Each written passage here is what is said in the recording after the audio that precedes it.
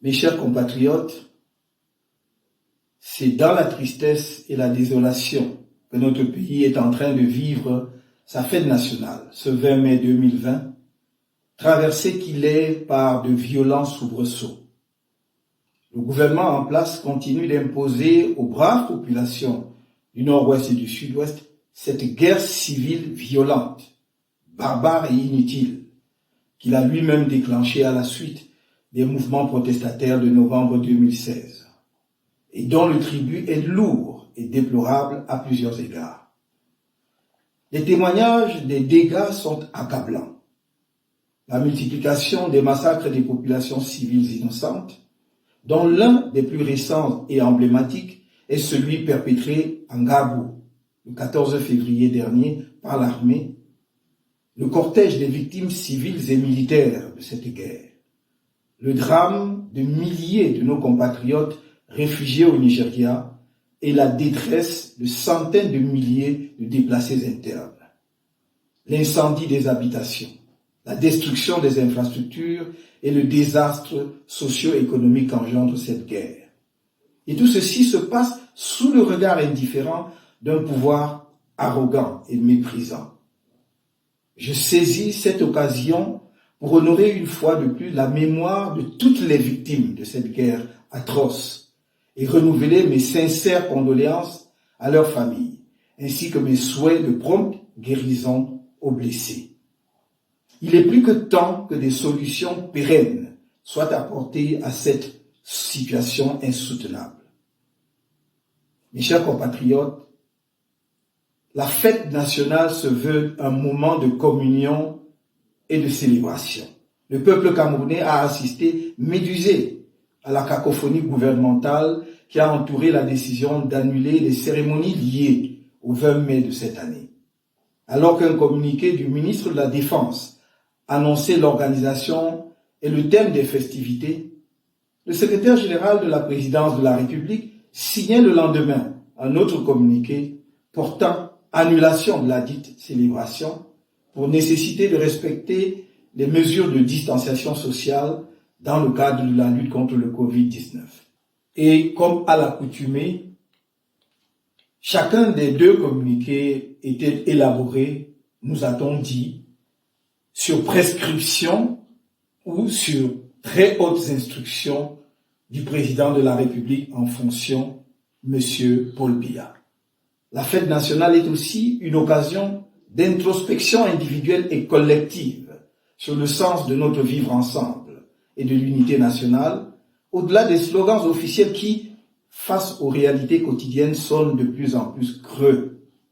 Est-il possible d'évoquer l'unité nationale dans un contexte comme celui que je viens de rappeler dans les régions du nord-ouest et du sud-ouest, où de surcroît des citoyens sont brutalisés, violentés et jetés en prison pour avoir exprimé de manière pacifique leur désaccord sur la marche du pays? Peut-on parler d'unité nationale quand des dirigeants instrumentalisent sans vergogne la haine ethnique pour conserver le pouvoir, acquis du reste par la fraude? Que devient l'unité nationale dans un pays traversé par de multiples fractures politiques, sociales et économiques, créées et entretenues par ceux-là même dont le rôle aurait dû être de rassembler et d'unir les Camerounais? La haine ethnique, en particulier, domine désormais les propos de nombreuses personnalités prétendant agir ou parler au nom de l'État, ainsi que ceux de personnes qui, au regard de leur trajectoire, auraient dû être les penseurs éclairants de notre société. Le tribalisme d'État est désormais banalisé et décomplexé. Il se manifeste aussi bien dans les discours qu'à travers divers actes, au point où des rapports internationaux le dénoncent ouvertement. Au-delà de son aspect commémoratif, voire festif, la fête nationale doit se concevoir comme un moment d'interpellation de notre conscience individuelle et collective sur la signification que nous donnons à notre statut de citoyen et sur notre ambition nationale. Ne nous y trompons pas. Personne ne viendra changer ou développer le Cameroun à la place des Camerounais. Notre destin dépend de nous et de nous seuls. Aucune puissance amie, si généreuse soit-elle, ne peut aimer notre pays plus que nous-mêmes. Mes chers compatriotes, la fête nationale de notre pays intervient cette année en pleine pandémie mondiale du Covid-19. Le Cameroun est classé à ce jour parmi les pays africains les plus affectés par ce virus, avec, au 17 mai 2020, comme chiffres officiels, controversés du reste, un total de 3105 cas positifs, 1567 guérisons et 140 décès, sans compter ceux de nos compatriotes qui ont trouvé la mort à l'étranger. Je m'incline devant la mémoire de toutes ces personnes, arrachées brutalement à l'affection de leurs proches et de la nation, et enterrées souvent dans des conditions insoutenables, s'agissant en plus de personnes issues de communautés qui ont pour pratique d'honorer leurs morts. Je souhaite un très prompt rétablissement à tous les malades et porteurs asymptomatiques de ce virus meurtrier. À nos personnels de santé, au corps médical et paramédical, je rends un vibrant hommage pour leur dévouement, leur courage et le sacrifice consenti au quotidien afin d'apporter soins, secours et assistance aux malades, parfois au péril de leur vie. Vous êtes de braves soldats envoyés au front avec peu de moyens. Je salue aussi tous ceux qui, de près ou de loin, Camerounais de tous bords, associations, leaders d'opinion, religieux et partenaires extérieurs, se mobilisent pour aider notre pays à faire face à cette terrible pandémie. Constatant que les pouvoirs publics n'étaient pas assez proactifs dans la lutte contre la propagation du Covid-19, malgré mes diverses propositions et mises en garde antérieures, j'ai lancé, en ma qualité de citoyen camerounais, une initiative baptisée Survie Cameroun Survival Initiative, en abrégé SCSI. Cette initiative populaire, non partisane n'est pas, n'en déplaise au gouvernement, une association, même si elle n'exclut pas de le devenir dans le futur. Son but est uniquement humanitaire, à savoir porter un secours urgent, complémentaire au peuple camerounais en danger face à la menace grave du Covid-19. Son comité de gestion est dirigé par M. Christian Penda Ekoka, dont la probité est connue de tous. Je remercie à nouveau les personnalités camerounaises et étrangères qui ont accepté de bonne grâce d'apporter leur précieux parrainage à cette initiative salutaire. SCSI ne cherche pas une confrontation avec les pouvoirs publics. Elle n'entend pas supplanter l'action du gouvernement dans la lutte contre le Covid-19. Comment le pourrait-elle? Elle veut seulement apporter sa contribution citoyenne à une guerre sanitaire qui interpelle toute la nation et qui devrait être une occasion de mobilisation nationale et d'unité des Camerounais sans exclusive. Elle se poursuivra donc sans coup férir. SCSI a réussi la mobilisation exceptionnelle des Camerounais de tous les bords, de tous les horizons, de l'intérieur comme de la diaspora, qui ont librement accepté de venir en aide à d'autres Camerounais en péril.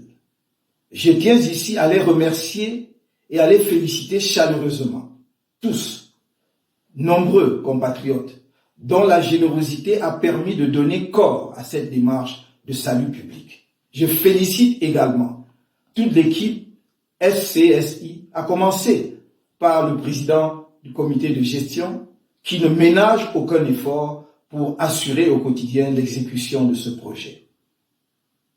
Contre toute attente, SCSI subit des assauts barbares et répétés du régime en place, pour des raisons qu'il donnera un jour au peuple camerounais, je l'espère bien. Les actions de SCSI sont en effet criminalisées par le pouvoir qui empêche les populations de recevoir gratuitement des masques barrières et des solutions hydroalcooliques que ce pouvoir ne parvient pourtant pas à leur offrir. Vous l'avez vu, 6 volontaires humanitaires de SCSI ont été arrêtés et gardés à vue pendant plusieurs jours au commissariat de Mokolo, à Yaoundé, au motif qu'ils distribuaient de l'aide aux populations, tandis que M. Christian Penda Ekoka et Alain Fogué, le trésorier national du MRC, ont été convoqués et, s'agissant de ce dernier, entendus par le directeur de la police judiciaire. Il leur a été opposé des charges aussi fantaisistes que la suspicion de blanchiment d'argent, l'escroquerie du peuple camerounais, le financement de la résistance aux institutions de la République. Comme à son habitude, le régime illégitime, aveuglé par la haine et dépassé par la gestion du quotidien, continue d'instrumentaliser l'appareil étatique contre moi et les personnes proches de moi, y compris lorsqu'elles mènent des actions de salut national, comme dans le cas d'espèces. Ce régime pousse la déraison et l'absurde, au point de refuser des dons que le citoyen camerounais que je suis a offert au gouvernement à travers SCSI pour protéger les professionnels de la santé face à cette pandémie et pour aider au dépistage du Covid-19. Faut-il rappeler que l'heure n'est pas à la démagogie, mais plutôt à la mise en commun de toutes les volontés et énergies dans cette bataille dans laquelle notre pays est mal engagé. Il n'y a qu'à voir les décisions contradictoires et catastrophiques du gouvernement camerounais pour se convaincre des insuffisances de l'approche gouvernementale. Tandis qu'on nous annonce que celui qui assume les fonctions de chef d'État a annulé la célébration de la fête nationale par souci de respecter les mesures barrières indispensables pour la protection contre le Covid-19, le Premier ministre ordonne l'ouverture des débits de boissons et autres lieux de divertissement au-delà de 18 heures. Le ministre de la Santé, quant à lui, appelle les Camerounais à rester chez eux, tandis que le ministre de l'administration territoriale fait feu de tout bois. Tout ceci cache mal l'absence de leadership à la tête de notre pays. Et la question revient, lancinante. Qui dirige le Cameroun aujourd'hui? Où se cache M. Paul Biya, qui s'est pourtant octroyé la fonction de président de la République au mépris des urnes à l'issue de l'élection présidentielle du 7 octobre 2018? Le pays est orphelin d'un président qui l'a abandonné en pleine crise sanitaire, dans un contexte où tous les dirigeants du monde, même physiquement diminués, ont pris personnellement en main la riposte au Covid-19 dans leurs pays respectifs. L'épisode de la fameuse audience du 16 avril 2020, intervenue juste après le dépôt de la demande que nous avons faite le 11 avril 2020 au président de l'Assemblée nationale, au fin de saisir le Conseil constitutionnel pour constater la vacance du pouvoir au sommet de l'État, n'a pas produit les effets politiques escomptés. Pas plus d'ailleurs que l'autre audience du 13 mai dernier. Les Camerounais continuent de se demander où est passé M. Paul Biya. Ceux qui veulent diriger le Cameroun par le biais de la succession de gré à gré et leur soutien tentent d'expliquer qu'il est normal qu'un président de la République disparaisse pendant des mois, abandonnant son peuple aux prises avec une pandémie qui sème la mort. Et pour ces défenseurs de l'absurde, interrompre cette désertion pendant quelques minutes pour recevoir des personnalités étrangères, à supposer cela avéré, n'est pas un signe de mépris vis-à-vis du peuple camerounais, alors même que le Premier ministre chef du gouvernement n'a pas accès à lui. Mes chers compatriotes, vous conviendrez avec moi que l'unité de notre peuple et de notre nation est en péril dans ce contexte d'incertitude et de turbulence. Même le gouvernement ne donne pas à voir une cohésion, ne serait-ce que de façade, tellement il est traversé de part en part de clivages que crée entre ses membres la guerre de succession à la tête de l'État. La guerre contre Boko Haram figure au rang de nos préoccupations majeures, avec la recrudescence des attaques sur notre sol après la période d'accalmie observée, notamment grâce à l'appui de la communauté internationale, que je tiens à remercier une fois de plus. Je renouvelle l'expression de ma sympathie émue aux familles des victimes de cette autre guerre et mes vœux prompts de rétablissement aux blessés ainsi qu'un retour à une vie normale des populations des zones concernées. La guerre civile dans le Nozo et la crise post-électorale persistent alors que des solutions pérennes existent. Le MRC n'a cessé de faire des propositions constructives. Malgré l'indifférence du gouvernement, notre parti persiste dans cette voie. Dans cet esprit, je propose un cadre de résolution de la crise dans le Nozo et de la crise post-électorale comprenant un comité de haut niveau appuyé par un sous-comité. Le comité de haut niveau est un comité politique chargé de la médiation et dirigé par un président ou un ancien président africain assisté par le groupe des sages de l'Union africaine. Le comité devrait, après consultation du gouvernement camerounais et tous les principaux protagonistes, y compris ceux en détention, œuvrer pour la mise en place de mécanismes visant à arrêter immédiatement la violence et sa résurgence. Ces mécanismes devraient bénéficier du soutien de la communauté internationale tant au plan politique qu'au plan technique et financier. D'ores et déjà, je lance un appel pour un cessez-le-feu, même provisoire, à convenir sans délai entre les protagonistes du conflit armé avec l'assistance de l'ONU et de l'Union africaine. Il s'agit d'un acte qui grandira toutes les parties belligérantes, d'un acte vital, car il permettra d'alléger les souffrances de nos pauvres populations, de créer les conditions de la mise en place du cadre des discussions et, dans le contexte actuel de Covid-19, de porter une assistance adéquate aux populations des deux régions où la pandémie est désormais en recrudescence. En même temps que le cessez-le-feu s'impose, la libération de tous les prisonniers incarcérés dans le cadre de la crise anglophone, dont M. Sisikou Ayuk Tabé et ses partisans, et dans le cadre de la crise post-électorale, les 15 prisonniers d'opinion militants du MRC, dont le premier vice-président de notre parti, M. Mamadou Yakuba Mota. Je saisis cette occasion pour réitérer à ces camarades du MRC encore incarcérés mon salut fraternel et patriotique et tous mes encouragements pour la bravoure et la dignité dont ils ont fait preuve. Nous continuons de mettre en œuvre tous les moyens possibles pour leur libération. Le sous-comité est un organe technique chargé de l'élaboration des principaux projets de texte à soumettre aux discussions et à l'approbation du comité politique. Donc, un projet de modification de la Constitution ou d'une nouvelle Constitution et un projet de modification du Code électoral.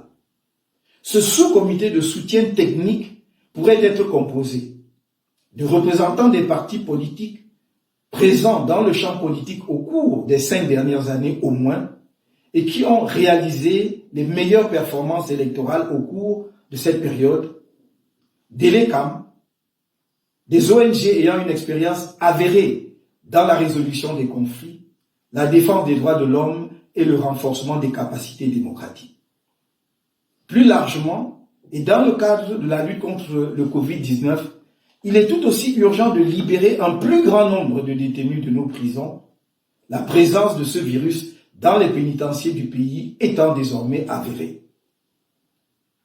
Mes chers compatriotes, dans ce contexte où tout semble pousser à la résignation et au repli communautaire, j'invite chacun de vous à prendre appui sur le sacrifice de nos héros nationalistes et l'exceptionnelle volonté de vivre ensemble qui a permis l'aboutissement de la réunification en 1961 pour garder espoir et œuvrer sans relâche pour un Cameroun fier, respectueux de son héritage historique doté d'une conscience nationale élevée et du sens aigu de l'intérêt national. La résistance nationale doit rester plus forte que jamais en cette période délicate où le régime en place croit pouvoir tirer avantage de la pandémie de Covid-19 pour distraire le peuple camerounais de sa lutte courageuse pour le changement et continuer d'arrêter, de torturer et d'emprisonner les militants et sympathisants du MRC, loin de l'attention des Camerounais et de la communauté internationale. Nous n'accepterons pas, et vous non plus, je le sais, la succession de gré à gré dans notre pays, ni de nouvelles élections populaires sans une réforme consensuelle du système électoral. Seul le peuple camerounais devra choisir ses dirigeants légitimes dans la liberté et la transparence démocratique. Vous avez montré à diverses occasions, tant à l'intérieur du pays que dans la diaspora, que j'ai de bonnes raisons d'être fier de vous et de compter sur vous pour qu'ensemble, nous prenions notre destin en main. Ne l'oubliez jamais. Je vous aime du plus profond de mon cœur. Bonne fête à tous et à toutes.